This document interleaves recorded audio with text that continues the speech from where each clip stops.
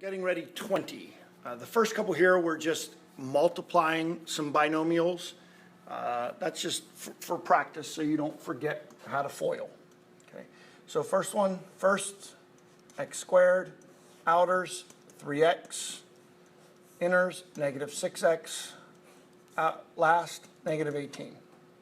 Combining your like terms, we end up with x squared minus 3x minus 18. Number 2, first, outers, inners, and last. Combine your like terms, x squared minus 13x plus 36. Number 3, first, outers, inners, and last. Combining your like terms, x squared plus 13x plus 12. And number 4 is written a little differently. We have a coefficient, or a constant outside the parentheses. And also, we have the binomial written as a quantity squared. So we want to write down x minus 5 twice. Now remember, you can either distribute the 3 into one of the parentheses and then FOIL, or the way I've been doing it whenever I went over them with you was to FOIL first and then distribute 3 later. So x times x is x squared, outers negative 5x, inners negative 5x, and last positive 25. I have like terms inside there, so that's negative 10x for the middle term.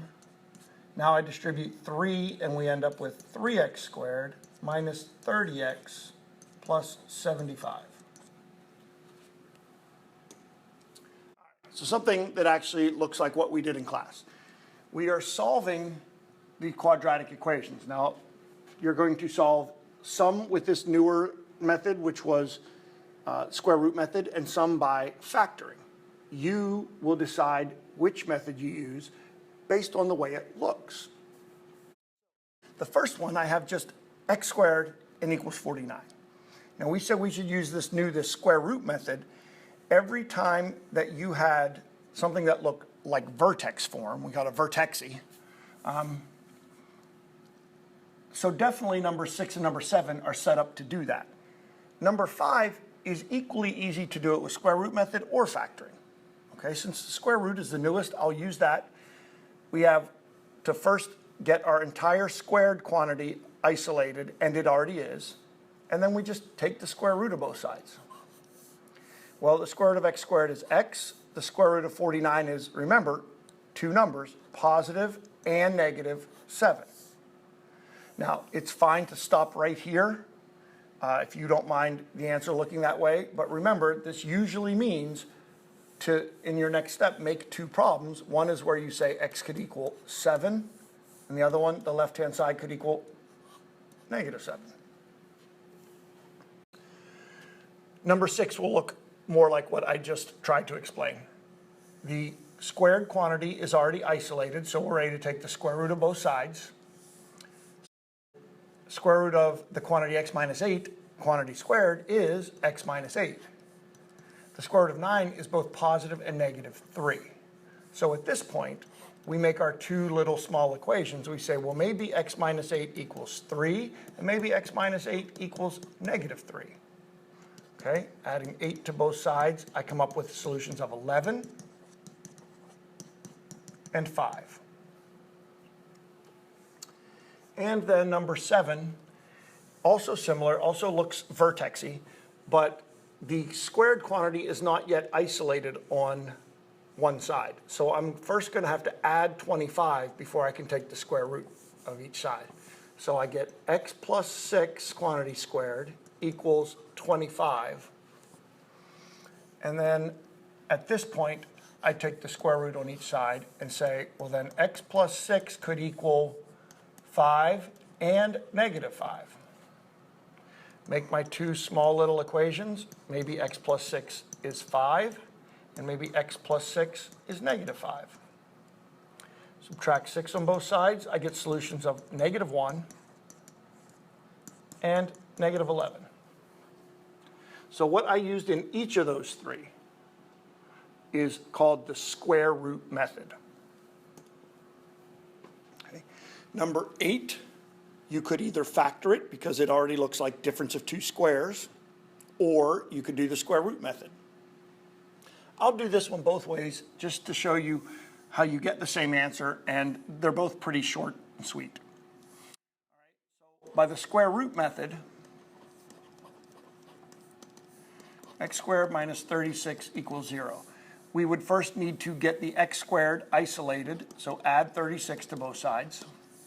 So x squared equals 36, and then take the square root of both sides, so that x is equal to positive and negative 6. And there are your two solutions. If you chose instead to factor it, x squared minus 36, it already equals 0. There is no GCF, but I recognize it as the difference of two perfect squares, so I can factor it as x plus 6 times x minus 6. And then I just simply ask, well, what makes x plus 6 equal 0? The answer to that, negative 6. What makes x minus 6 equal 0? And that would be positive 6. So there's my two solutions by factoring. Your choice. Number 9, I think you definitely would want to do this one by the square root method, right? It looks very much in the vertex form. So I have to first get this squared binomial to be the only thing on that side. So I will add 48 to both sides. Give me 3 times x plus 1 squared equals 48. But now I need rid of the 3. So divide both sides by 3, and I get x plus 1 squared equals 16. And here is where you can take the square root of both sides to see x plus 1 equals, square root of 16 is 4, but it could be both positive and it could be negative. So two small little equations, x plus 1 equals 4, x plus 1 equals negative 4. Subtract 1 on both sides, I get solutions of 3 and negative 5. Number 10. Now, I would not want to do this one with the square root method because I have that x to the first term. I have x in two different places, in two different terms. So if I were going to try to use that, I would have to do the full completing the square. That's possible, but that's going to be the longest way to do this one. Since this one's in standard form, you probably want to factor it.